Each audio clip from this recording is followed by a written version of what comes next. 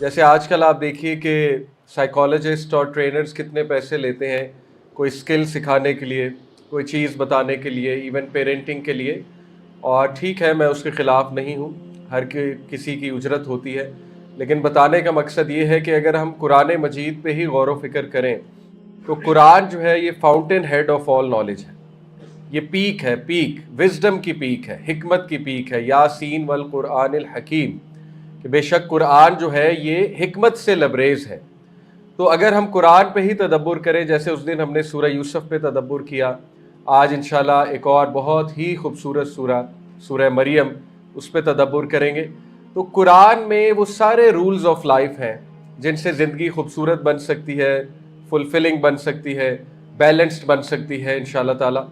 تو یہ ہے بات کہ ہم بہت لکی ہیں، اور آج تاکرات بھی ہے، جمعہ بھی ہے. اللہ تعالیٰ ہماری دعائیں بھی قبول کریں انشاءاللہ. یہاں پہ قیام بھی ہوگا اس کے بعد. تو سورہ مریم بہت خوبصورت سورہ، اور حافظ کتنے یہاں پہ ماشاءاللہ بیٹھے ہوئے اس وقت، ماشاءاللہ. اچھا، حافظ جو ہے ان سے میرا ایک سوال ہے کہ سورہ مریم جب آپ پڑھتے ہیں تو آیت نمبر 33 کے بعد ایک دم شفٹ آتا ہے ردم میں. تو آپ نے فیل کیا وہ ردم؟ آف کورس جب آپ پڑھتے ہیں. جیسے میں آپ کو بتاتا ہوں کہ سورہ مریم کا جو پہلا پارٹ ہے 33 آیت تک، وہ بہت سافٹ، اگر ہم اس کو ردمکلی دیکھیں تو بہت سافٹ انداز ہے. جیسے کہ آیت نمبر 2 میں اینڈ کیسے ہو رہی ہے، زکریہ، پھر خفیہ، پھر کیا ہے شقیہ، پھر کیا ہے ولیہ، پھر کیا ہے رضیہ، پھر کیا ہے سمیہ، یعنی میں اینڈ بتا رہا ہوں، عطیہ. تو یہ بہت خوبصورت انداز ہے اللہ رب العالمین کا. اس کے بعد 34ویں آیا آن ورڈز ایک دم انداز شفٹ ہو جاتا ہے.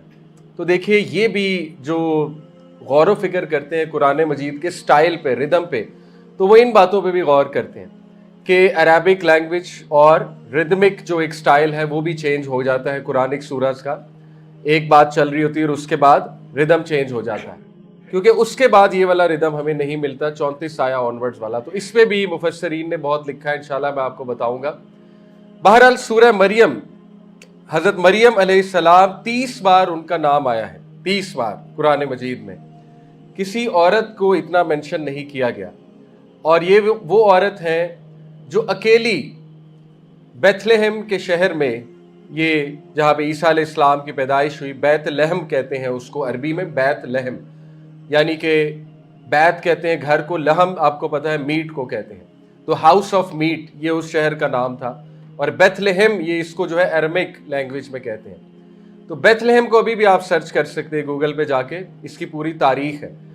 تو یہ وہ خاتون ہے، عظیم خاتون، جو اکیلی ایک درخت کے نیچے عیسیٰ علیہ السلام کو برتھ دے رہی تھی، اور بہت ہی مشکل کٹھن ٹائم سے گزری تھی. اور جنہوں نے یہ تک کہہ دیا تھا، بڑے را ایموشنز ہیں، ہیومن ایموشنز اس سورہ میں انسانوں کے، جنہوں نے یہاں تک کہہ دیا تھا کہ کاش میں ایک ایسی چیز ہوتی جس کا ذکر بھی نہ ہوتا، اور کاش میں ختم ہی ہو جاتی. یہ الفاظ بھی ان کے منہ سے نکلے. بہت را ہیومن ایموشنز ہیں. لیکن انہیں کیا پتا تھا کہ اللہ رب العالمین ان کو اتنا درجہ دے گا، اتنا درجہ دے گا کہ یہ دنیا میں سب سے زیادہ بات کی جانے والی خاتون بن جائیں گی. یعنی دس از امیزنگ. کیسی کیسی مثالیں اللہ رب العالمین قرآن میں پیش کرتے ہیں. یعنی حضرت مریم کا تذکرہ دنیا میں سب سے زیادہ ہوتا ہے when it comes to females, when it comes to women. اور کرسچینٹی اور اسلام، ان دونوں مذاہب میں اتنا درجہ ہے مریم علیہ السلام کا. کرسچنز تو خیر دوسری سائڈ پہ چلے گئے، لیکن بتانے کا مقصد کہ جو سٹیٹس اللہ نے حضرت مریم کو دیا ہے، جیسے میں نے کہا 30 بار ان کا نام موجود ہے. ایون عیسیٰ علیہ السلام کا نام اتنی بار قرآن میں موجود نہیں ہے. اور اتنا سٹیٹس کہ عیسیٰ علیہ السلام کو بھی جب قرآن میں مخاطب کیا تو کیا کہا، عیسیٰ ابن مریم. اللہ اکبر، اتنی محبت اور اتنا مینشن مریم علیہ السلام کا. تو دس از ہاؤ اللہ رب العالمین کمپنسیٹس. اگر اللہ کسی مشکل سے گزارتا ہے، اگر اللہ رب العالمین کوئی آزمائش لیتا ہے، تو ریسٹ ایشورڈ اللہ الشکور ہے. الشکور یعنی موسٹ اپریشیٹو. جو ریٹرن اللہ دیتا ہے، جو ایکنالجمنٹ اللہ دیتا ہے، جب انسان سبمٹ کر دیتا ہے، برداشت کر لیتا ہے اللہ کی خاطر، پی جاتا ہے، صبر جمیل کرتا ہے، جیسے ہم نے سورہ یوسف میں پڑھا تھا، تو پھر ریٹرن اتنا امیزنگ ہے کہ آپ سوچ بھی نہیں سکتے. اللہ جنریشنز کا تذکرہ جاری کر دیتا ہے. تو बहरहाल इसमें सूरा में मुख्तलिफ जो स्पेसिफिक फ्यूचर्स हैं, सबसे पहला तो ये कि इसमें बहुत रॉ ह्यूमन इमोशंस हैं। यानी इसमें आपको ज़करिया अलैहिस्सलाम के बहुत रॉ से मुराद है कि बड़े नेचुरल जो इंसानी जज्बात हैं वो नज़र आएंगे, और इसके बाद आपको मरियम अलैहिस्सलाम के बड़े रॉ इंसानी जज्बात नज़र आएंगे। ये बताने का मकसद क्या है इंसानों को? अल्लाह ताला इंसानों को ये बताना चाहता है कुरान में इन लोगों की स्टोरीज बता के, इनके जुमले बता के, इनके डायलॉग्स बता के कि अल्लाह रब्बुल आलमीन के नज़दीक तुम्हारे जज्बात की कदर है। ये है मकसद बताना। और अल्लाह रब्बुल आलमीन सुनता है, और कभी कभी इंसान कुछ ऐसा जुमला भी कह देता है जो नॉर्मली वो शायद ना कहे, तो अल्लाह रब्बुल आलमीन कदर करता है इवन उन जुमलों की भी। अल्लाह को पता है इंसान किस मुश्किल से गुजरता है। तो ये एक बहुत कमाल का मकसद इन स्टोरीज से पता लगता है। जैसे मूसा अलैहिस्सलाम की अगर आप स्टोरी देखें, उसमें उनके भी बहुत रॉ इमोशंस नजर आते हैं, बहुत ही नेचुरल जज्बात उनके नजर आते हैं कि किस तरह उनको डर भी लगा। आप देखें जब वो अजदा बना तो वो डर गए एकदम से।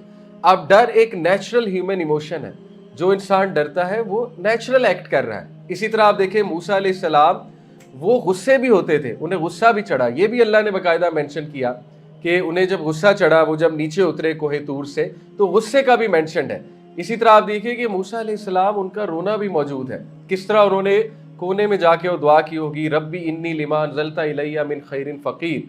तो इतने कमाल के इमोशंस कुरान मजीद में मेंशनड हैं।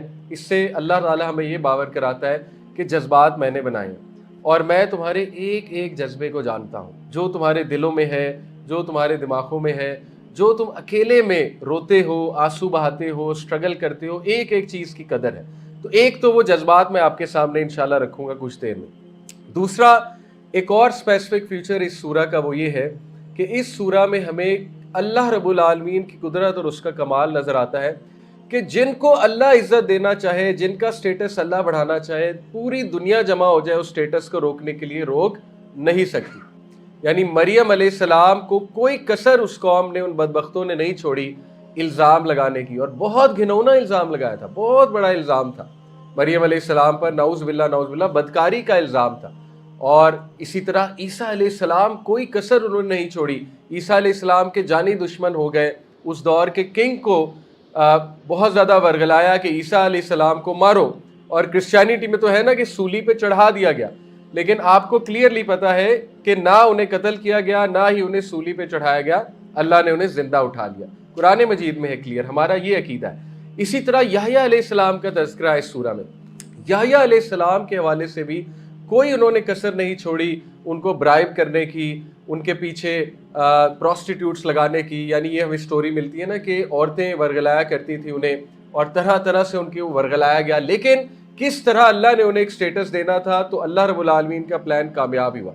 इसी तरह ज़करिया अलैहिस्सलाम, औलाद नहीं थी, बुढ़ापे में थे, बीवी बांझ थी, लेकिन किस तरह अल्लाह सुब्हानहू तआला ने उनका स्टेटस रेज किया और एक ऐसा बेटा दिया याह्या, जो आज तक दुनिया में ये नाम किसी को नहीं दिया गया। इसी सूरा में अल्लाह कह रहे हैं ना कि हम आपको एक बेटे की बिशारत देते हैं, और ये नाम इनसे पहले किसी को नहीं मिला, याह्या। ये बेसिकली हयात से निकला है, जिंदगी से, ठीक है। एनीवे, तो एक तो इस सूरा में हमें ये भी पता लगता है कि अल्लाह जब चाहे किसी का स्टेटस बढ़ाना, तो अल्लाह को कोई नहीं रोक सकता, और अल्लाह अपने मोहसिनीन नेक बंदों का स्टेटस रेज करता है, हो ही नहीं सकता ना करे।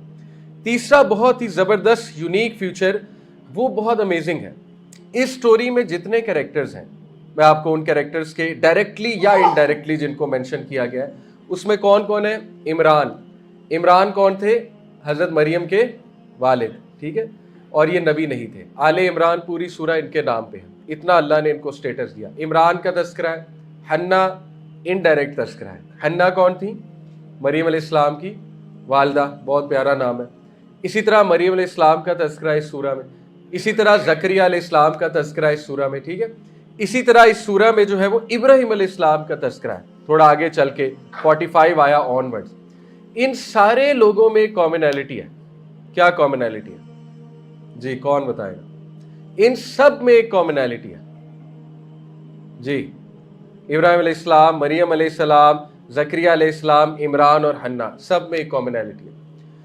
वो ये कि miracle of birth, this is the commonality, miracle of birth. जो लोग बेऔलादी का शिकार हैं, آج کے دور میں بہت بے اولادی بڑھ چکی ہے، ان کے لیے بہت ہوپ ہے ان کی سٹوریز۔ حنا اور عمران کو اولاد نہیں ہو رہی تھی بہت عرصے سے، ٹھیک ہے، ان کا بھی یہی ایشو تھا۔ اور پھر حنا جو تھی رضی اللہ تعالیٰ عنہ، انہوں نے اللہ رب العالمین سے دعا کی کہ اے اللہ مجھے اولاد دے، اور انہوں نے بیٹے کی خواہش کی، کیونکہ technically she wanted her child to serve the دین آف اللہ سبحانہ تعالیٰ۔ وہ چاہتی تھی کہ ان کا جو بچہ ہے یا جو بھی اولاد اللہ دے گا اس کو وہ وقف کریں گے اللہ کی راہ میں۔ تو بیٹے کی خواہش بیسیکلی اس لیے تھی کیونکہ آپ کو پتہ ہے کہ مرد جو ہے وہ ذرا اور انداز میں اور کھلے انداز میں سوسائٹی کو سرو کر سکتا ہے۔ اینی وے، تو یہ انہوں نے خواہش ظاہر کی اللہ سے، اور اللہ تعالیٰ ہمیں بیسیکلی ایک ویژن دے رہا ہے ان کی دعاؤں میں۔ وہ ویژن یہ ہے کہ دیکھیں اولاد مانگنی کیوں ہے، یہ سیکھو۔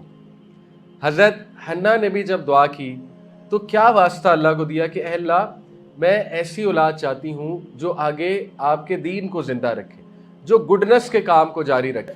یہ واسطہ بڑا کمال کا ہے۔